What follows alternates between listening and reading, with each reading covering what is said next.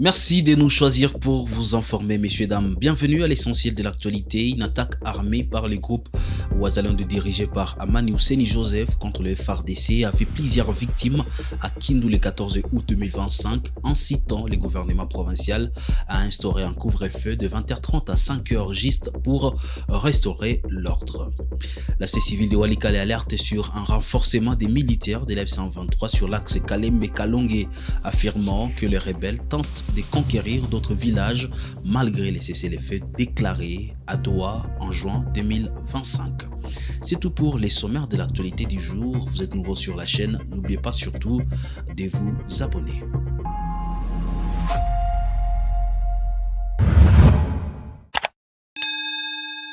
Une attaque armée a fait plusieurs victimes le matin du jeudi 14 août 2025 lorsque des éléments de l'ordre ont été pris pour cible à Kindu par un groupe se présentant comme les Ouazalendo dirigé par Amani Ouseni Josué alias Saddam.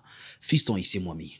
Les éléments de l'ordre ont été attaqués par le groupe qui se dit des Ouazalendo, dirigé par Amani Ouseni Josué, alias Saddam, en général autoproclamé, a déclaré le gouverneur du Maniema. L'incident décrit comme qui des tirs sur un cortège sécuritaire, l'érection de barricades et la paralysie de la circulation.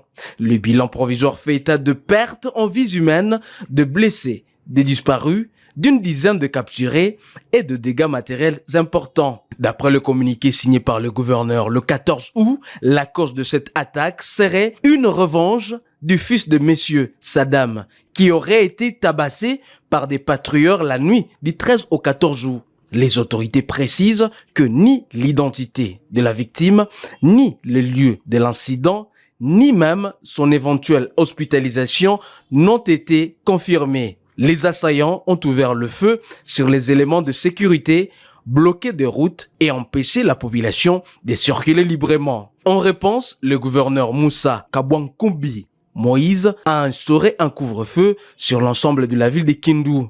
Il affirme que la situation est sous contrôle des éléments de l'ordre et appelle la population au calme et à collaborer avec les services de sécurité pour que les auteurs et complices soient appréhendés. Le couvre-feu est d'application dès le 14 août de 20h30 à 0h juste sur toute la ville de Kindu. Le gouvernement provincial appelle la population et le chef de quartier à la vigilance pour signaler tout mouvement suspect au numéro vert rendu public par ce même communiqué.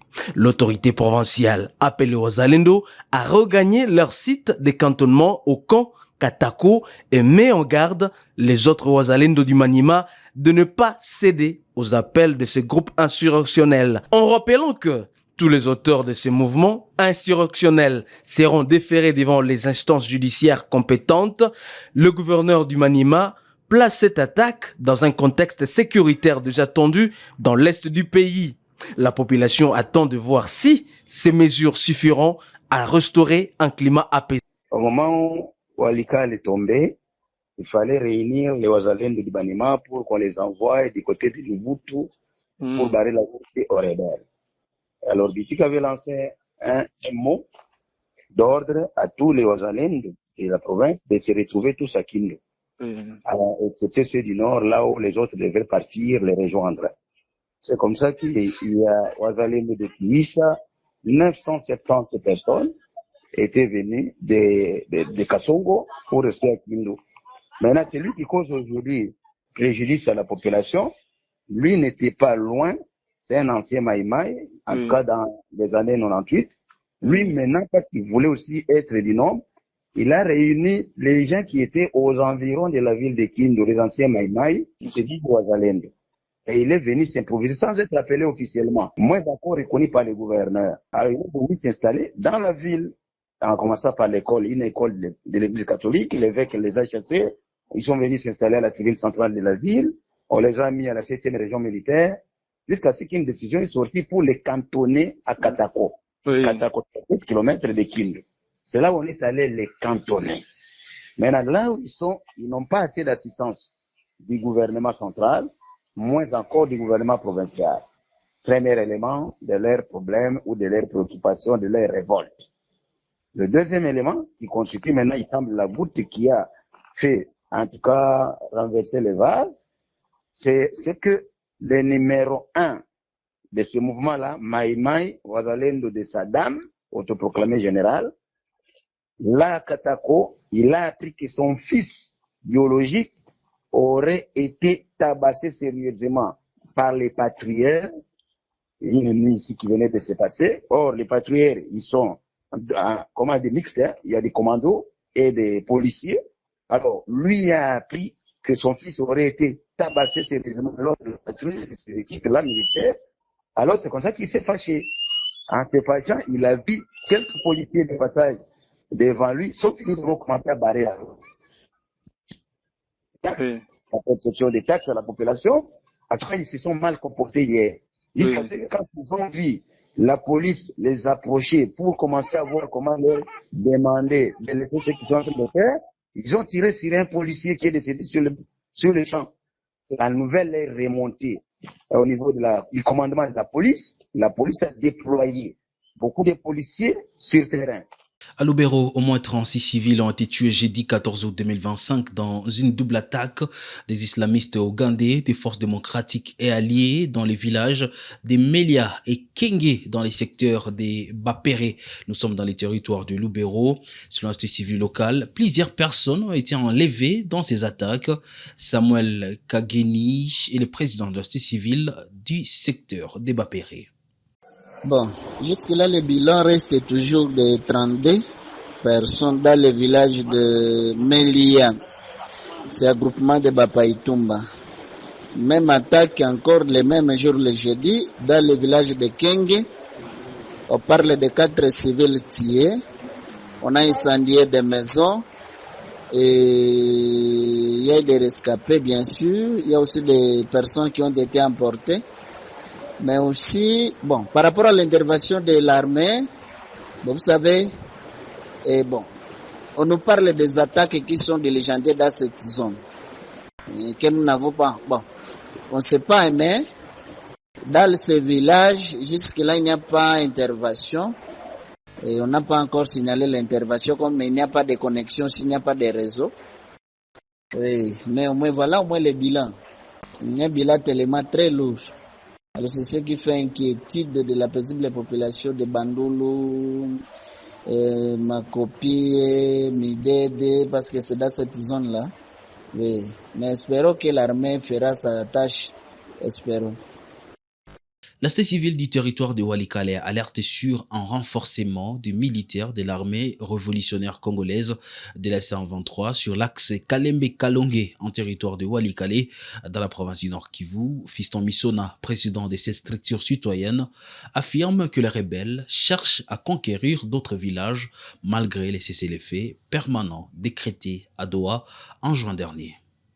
Nous sommes là justement pour dénoncer et alerter l'État congolais, le gouvernement congolais, surtout les forces armées de la République démocratique du Congo, que les éléments du 23 continuent à faire ses manœuvres pour déployer, renforcer les hommes et munitions dans plusieurs lignes de front.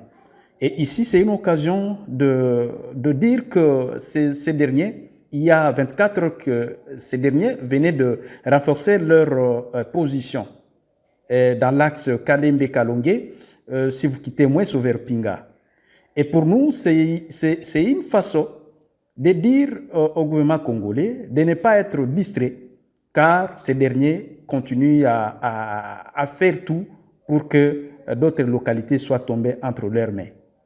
C'est pourquoi nous disons non, et nous disons l'État congolais doit prendre toutes les dispositions nécessaires pour s'en découdre avec cette aventure d'IM23.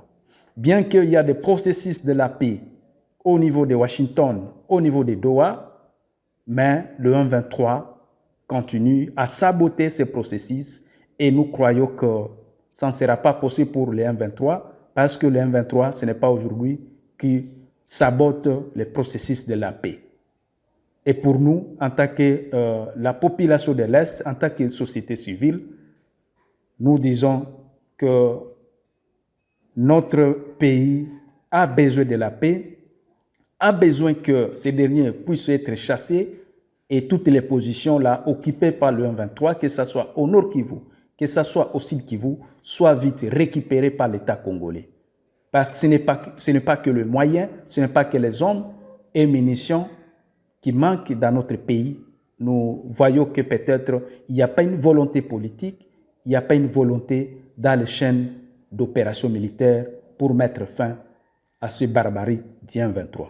À Irumu Centre, dans les territoires d'Irumu en Ituri, l'administration militaire a rétabli le bâtiment administratif incendié en 2021 par la milice FPIC. Selon un constat du 14 août, les opérations militaires menées par le FARDC sous le commandement du lieutenant-général Luboya Kanchamadjoni ont restauré l'autorité de l'État. Les populations déplacées par les affrontements retournent progressivement, tandis que l'armée renforce sa présence dans la zone. À Irumu Centre, chef-lieu du territoire portant les mêmes noms, dans la province de l'Ituri, les images parlaient d'elles-mêmes. Là où régnaient jadis les flammes de la terreur, la reconstruction prend désormais place.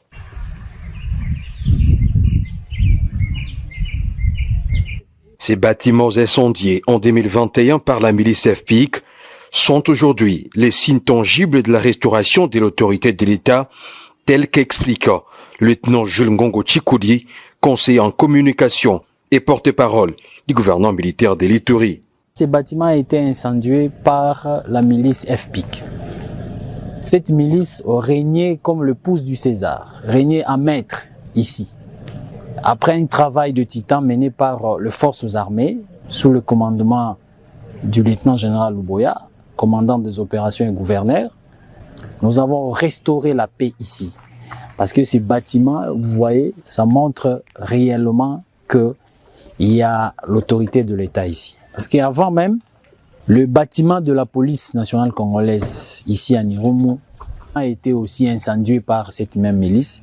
Les retours progressifs des populations déplacées, la relance des activités socio-économiques et la présence visible des forces de l'ordre confirment le retour à la vie normale. Nous sommes dans une phase de la normalisation des activités socio-économiques ici en province de l'Ituri. Nous avons restauré l'autorité de l'État et nous avons commencé à reconstruire tout ce que l'ennemi avait détruit. Et ceci montre également l'engagement et la détermination des autorités politico-militaires au niveau national, au niveau provincial, pour pacifier totalement la province de l'Ituri. Un pas de plus vers une province pacifiée grâce à la détermination des forces armées engagées actuellement sur les différentes lignes de front pour mettre hors d'état de nuire les ennemis de la République démocratique du Congo.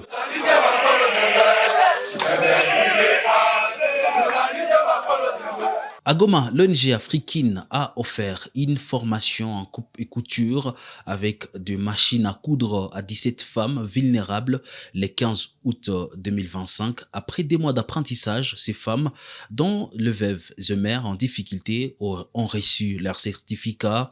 Pour le Munyagala, coordonnateur d'Africaine, a expliqué que les programmes visaient à renforcer la résilience communautaire. Et c'est comme ça que nous avons organisé cette formation à l'intention de 10 femmes. Malheureusement, si sérieusement, il y a eu l'engouement. Et à partir de cet engouement, on a été obligé d'ajouter un autre nombre. Et jusqu'aujourd'hui, nous venons de finir au nombre de 17. Et donc, voilà, en bref, pourquoi nous avons organisé cette formation.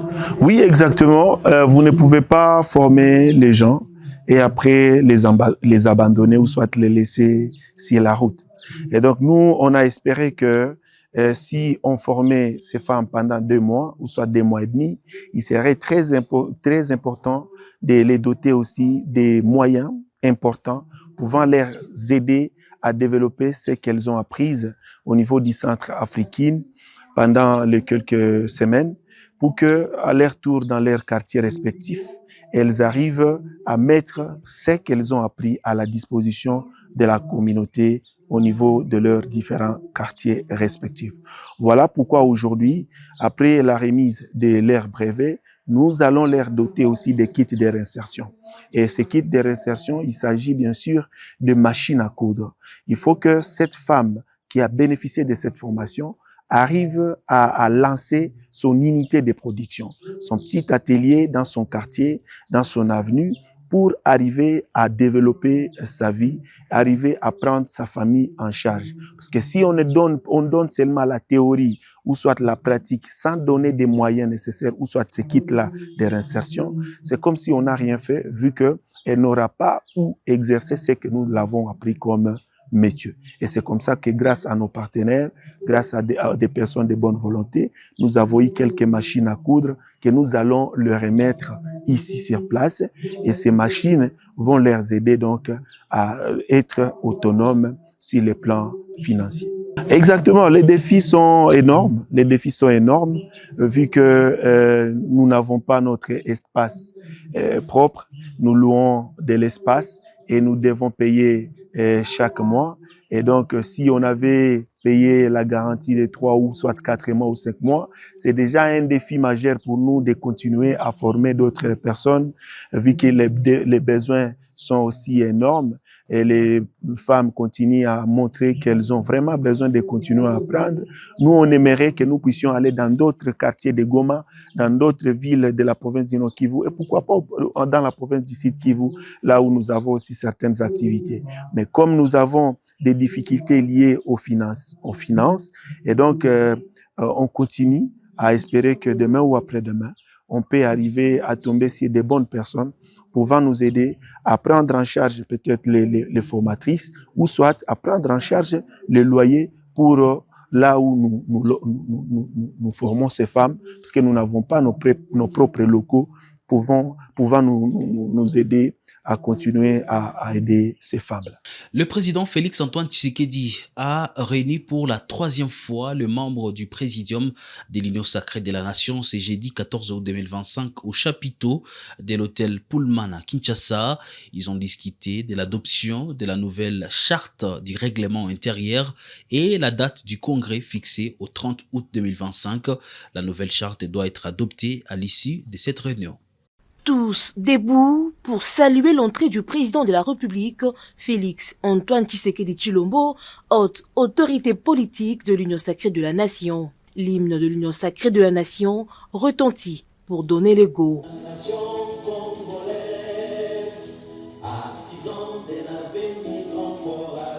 Pour leur 3e rencontre, qui intervient en moins de 2 semaines, les membres du Présidium se sont réunis pour l'adoption de plusieurs documents dont la nouvelle charte et le règlement intérieur de l'Union sacrée de la Nation. Nous venons de prendre part à une réunion du Présidium, une réunion présidée par son Excellence Félix Antoine Tshisekedi Tshilombo, président de la République, chef de l'État et haute autorité politique de notre plateforme.